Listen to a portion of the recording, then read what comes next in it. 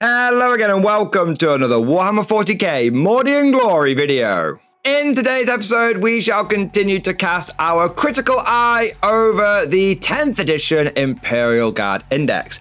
This time, taking a look at some more abhumans. We've looked at the Bullgryns, we've observed the halflings in their natural environment, but now it is time for the really big lads of the Guard. It's time for the Bullgryns squad. Considered by many to be one of the Guard's best close combat choices and an immovable wall of flesh, the Bullgryns squad has long been a valuable asset in the Guard commander's toolbox. But is this still the case in 10th edition? Or will new 40k find the Bullgryn relegated to the shelf? Well, there's only one way to find out. Let's stomp them flat and charge right into today's video. As is tradition, we shall begin with a brief overview of what the hell the Bullgryns actually are. And this is going to be a very brief one because Bullgryns are essentially the same as Bullgryns. They are considered by the Imperium to be the most obstinate and stubborn strain of Bullgryns, but by and large, the same things that I said in my Bullgryn video are true here. They're big, they're muscly, they are a long-lost strain of human that eventually devolved into these hulking behemoths, and they are very, very tough and durable, and the Imperium tends to use them as shock troops. The big difference between Bullgryns and Bullgryns really comes down to their role on the tabletop. Whereas Bullgryns do have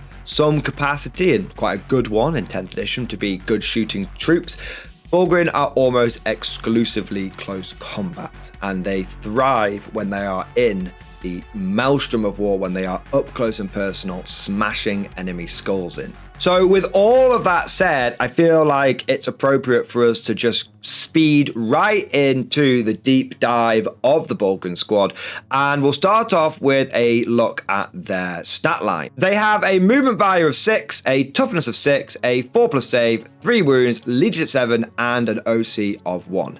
For all intents and purposes, they have the same stat line as an Bullgryn, except the big difference is that Bullgryns have got a 5+ base save and Bullgryn have got a 4+. Naturally, this does make them a little bit tougher, but like I said with the Bullgryn video, and there will be a lot of comparisons between the two, I do recommend you check that one out, of course. Bullgryns are tough until they're suddenly not, because that base 4+ save is going to be awesome, and that toughness and those 3 wounds is great when you're getting hit by las guns, bolt fire, anything like that. The 4+ save, you probably will feel the difference between that and a 5+ against small arms, but the moment that someone brings over the anti-tank, your Bullgryn is going to be left as a pair of smoking boots. That las cannon is just going to go straight through and completely core him. So Bullgryns are tough until they're suddenly not, if you rely upon their 4+ armor save. But fortunately, you don't need to do that. There is a way of making your Bullgryn very tanky indeed. And this leads us on to the weapons and war gear of this unit. Now, the unit composition for the squad is 1 Bullgryn bonehead and 2 to 5 Bullgryns. The bonehead has no discernible difference to the regular Bullgryns. They all come with the same weapons and can have the same war gear swap outs. So I don't know why they distinguish between the bonehead, but hey, maybe it's something that GW will expand on with the Guard Codex when that comes out. But each of these Bullgryns comes equipped with a Grenadier Gauntlet, close combat weapon, and slab shield. And they can swap the Grenadier Gauntlet out for a Bullgryn Maul, and you can swap out the slab shield for a Brute Shield. Normally, I would then, in this point in the video, take you through the weapons and then move on to the abilities. But today, we're going to mix things up a bit. Because like I said, I mentioned you don't have to rely on a 4+ armor save. This is where the war gear abilities come in. Each Bullgryn comes with a slab shield, which does give them a wounds characteristic of 4. That alone is very nice. Sure, it's not going to save you from those anti-tank weapons, but it does mean that if someone hits you with a damage 3 weapon, it is going to take an extra shot to kill you. Because like I said, you don't have to rely on that 4+ armor save, and this is where the war gear abilities come in. Now, the slab shield that they come with as standard gives you an extra wound. That's nice. It is going to make you a little bit more durable. It'll take an extra damage 3 shot to kill you, which in the right circumstances could be very significant. But for me, the real winner this edition is the Brute Shield. This is the smaller, almost buckler-shaped shield that the Bullgryns can take, and it gives the bearer a 4+ invulnerable save. This is tasty, because suddenly the main problem with Ogryns and Bullgryns goes away. Because now if someone hits you with a las cannon, 50% of the time it's going to kill your Bullgryn, but 50% of the time it's going to do nothing. And anything that can just cut through the efficiency of these one-shot weapons is extremely valuable. Think about it, a las cannon only gets to fire 5 times over the course of the game in an ideal scenario. Maybe it won't be able to see you one turn, maybe it won't be in range one turn. Let's say it fires 4 times. Well, if suddenly, even if it hits and wounds with every shot, half of those shots just go away, it's become half as efficient. And then when you take into account the fact that it might not hit, it might not wound, you might have a las cannon which spends the whole game shooting at Bullgryns, and thanks to that invulnerable save, it just doesn't do anything. Maybe it kills 1 Bullgryn. That's not a good investment for your opponent. That's a lot of anti-tank fire that could have gone somewhere else. It's a little bit like when we talked about the Tech Priest, him being able to put a 4+ invulnerable save on vehicles being super reliable. 4+s can come in at just the right moment, especially with invulnerable saves. So the fact that Bullgryn can get one is really tasty, and it makes them very, very powerful. In previous editions, I just want to acknowledge something here. In previous editions, the Slab Shield, one that gives you an extra wound now, used to give you a 2+ save, and I would have said that was the better one in sort of 8th and 9th edition, but in 10th edition, for me, it's almost a no-brainer. You want those Brute Shields every day of the week. So that covers the war gear, but now let's have a look at the weapons. So each Bullgryn comes equipped with that Grenadier Gauntlet. It is a ranged weapon with an 18-inch range, D6 attacks with blast, ballistic skill 4+, strength 4, AP 0, damage 1. It is frankly terrible. It is a random shot, short range bolter. It wasn't good in the past, and it's not good now, and I imagine it won't be good in the future. Until the Bullgryn squad can start launching crack grenades at people, or the Grenadier Gauntlet gets a total overhaul, it's essentially always going to be in this scenario. Ever since Bullgryns came out, I believe in 5th edition, it might have been 6th, the Grenadier Gauntlet has always been the worst choice. Because at the end of the day, this is a combat unit. So even if they make the ranged weapon attractive, you still want them in combat beating the crap out of people. So yes, leave the Grenadier Gauntlet at home. Instead, let us move over to the Bullgryn Maul. This is a melee weapon, and it is quite tasty. It's melee, it's got 4 attacks, weapon skill 3+, so it hits better than the Grenadier Gauntlet. Strength 7, so it's stronger, AP -1, and it is a flat 2 damage. This is very good. It's the same profile that the Bullgryn Maul's had for a while now, and it remains to be a good profile. The one time the Bullgryn Maul wasn't good was when all the Marines were running around with Armor of Contempt, but that's not been a thing for a while, and now Bullgryn Mauls are actually good. You send this into a unit of Marines, then you're just going to be bonking them on the head, and every time they fail a save, a Marine falls over and dies. However, I don't know if the Bullgryn Maul will allow you to go toe-to-toe with the best combat units of other armies. This has kind of always been one of the paradoxes, one of the issues with Bullgryns. They're kind of a bully unit. They're quite durable, and they put out a lot of attacks, but the strength is okay, and the AP is okay. And I know I often say you couldn't go toe-to-toe with Khorne Berserkers, but I think Bullgryns are actually a very good counter to Khorne Berserkers in many situations because of the toughness and the fact that the Khorne Berserkers are relatively fragile themselves.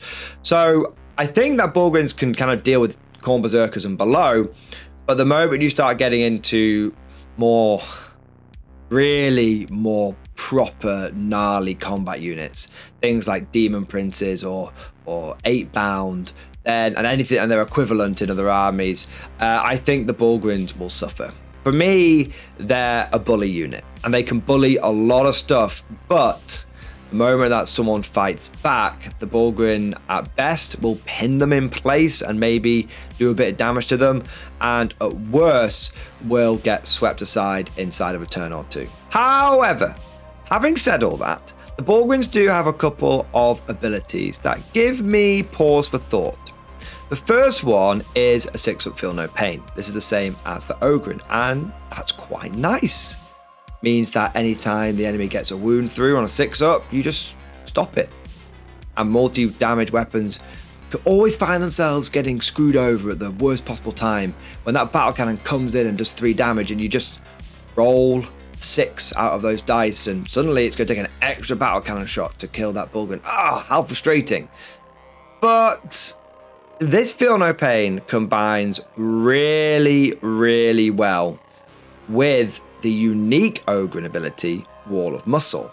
This is what Bullgryn get instead of the Ogryn's Point Blank Barrage.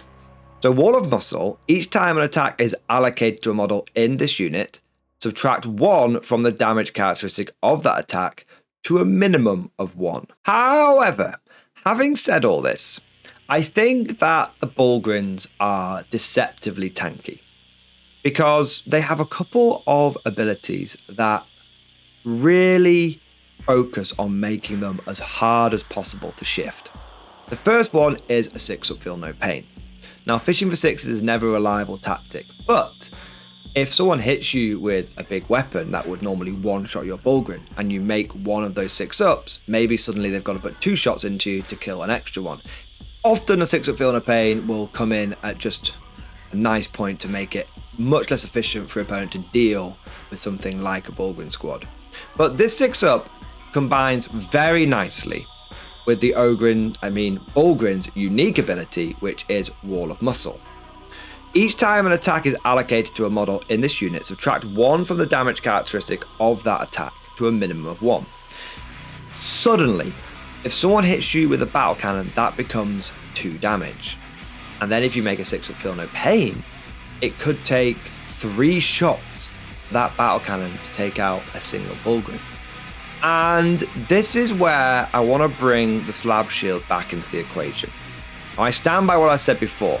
I think that the brute shield is better because just stopping the damage dead on before it gets to anything like damage reduction and Feel No Pain is good, is better. But having a slab shield, combining that with reduced damage by 1, combining that with a 6-up Feel No Pain could make it unbelievably frustrating to just chew through a Bullgryn squad. I think the fact that the more wounds you have, plus the fact that you've got the damage reduction, plus the fact that you've got the Feel No Pain, creates lots of opportunities for all of those things to combine together into just this weird concoction. The thing is, the reason why I'm not totally sold on this is because if someone hits you with a weapon that just cuts straight through, if you don't make a 6-up Feel No Pain, your Bullgryn dies. If they hit you with something that is damage 5, your Bullgryn dies. Like a melter, it's not that hard to do you know what I mean? A good melter blast in half range, take a Bullgryn out. So I do think it looks good on paper, but to me, as an old school guard player, as an old school veteran, as someone who's been having a great time with tech priests slapping 4+ unvulnerable saves on vehicles, I can't help but feel and I can't help but lean towards the brute shield supremacy, but I am open to the slab shield when combined with these other 2 abilities. Unfortunately, the Bullgryns do have one Achilles heel, and it's quite a big one. They have very limited anti-tank capability. And in addition, which is increasingly becoming more mechanized, people are cottoning on to transports. At time of recording this video, there was a recent large GT where someone won with Chaos Space Marines. I think a few Chaos Space Marine players did quite well. And they weren't taking things like obliterators and stuff. Instead, they had a few rhinos and stuff that they were using to hootle their men around in. And it worked. Just adding a few transports in worked massively. And in this world, Bullgryns struggle, because they can go wailing in on a rhino, they can go wailing in on a transport, But if they just do nothing but make a bunch of clanging noises, and then the transport pops the hatch, and a bunch of very, very angry combat guys get out and just sweep them aside, just completely murk them, they've not really done very much. And they're not super cheap. They're not like Ogre, which are like 25 points a model. I think they're 30 points a model. And if you're buying a big block of 6 of these, which you kind of want to get power behind the punch, it's a bit of an investment. You could get a unit of Bullgryns, or you could get a Lehman Russ. So for me, I think Bullgryns are cool, and they do some work in combat if they get the right matchup. But as 10th edition becomes more mechanized, we may see their usefulness drop off. If you are going to include them in your army, I would use them in 2 ways. One, the aforementioned bully, where you use them to just go around and beating up isolated units and essentially just sweeping small squads away where they can't really threaten you back. That's a viable thing to have in the back pocket. It's a good tool to have in the toolbox, having a bully unit. But I think a way a lot of people are going to end up using their Bullgryns is just as a wall of flesh, a complete roadblock, because they are very durable, especially with the brute shield, with the invulnerable save, and they still get wall of muscle, and they still get the 6-foot feel no pain with that as well. And so I feel like even if they don't do a huge amount of damage themselves, they can stop your opponent dead. Move blocking, holding objectives, just generally screening some of the more horrible shit that your opponent could be bringing. That's where I think Bullgryns shine, and that's where I think they're going to be most used in 10th edition. Of course, all of this is just like my opinion, man. Let me know what you think down in the comment section below. How do you think Bullgryns stack up against Ogre? Which one do you think is a superior choice? And what do you think is their best use on the battlefield? Of course, if you've enjoyed today's video, don't forget to smash that like button and also subscribe to never miss an episode. And I just want to say, if you found today's video particularly helpful or informative, then please consider becoming a channel member or Patreon supporter. By supporting the channel, you will not only be helping me create more content, but unlocking loads of perks for yourself, including access to the Mordian Glory Discord server. This is an online community with over 2,000 active members. It's always popping off in the MG Discord. We have got channels for army lists, tactics, hobbying, painting, and even a pretty spicy meme section as well. And I just want to take a moment to say a massive thank you to all of the current channel members and patrons. You guys are amazing. You truly are the lifeblood of this channel, and I could not do Mordian Glory full time without your generous support. And last, but certainly not least, I want to say a personal, special, heartfelt thank you to all of my top tier supporters. These are the War Masters, the people that have truly gone above and beyond the call of duty. So a massive thank you to Bon Vert, Ken Starr, Mark Panconi, Swordfish Trombone, John Stubbs, Nicholas Walsh, Diesel Fox, and August Barney.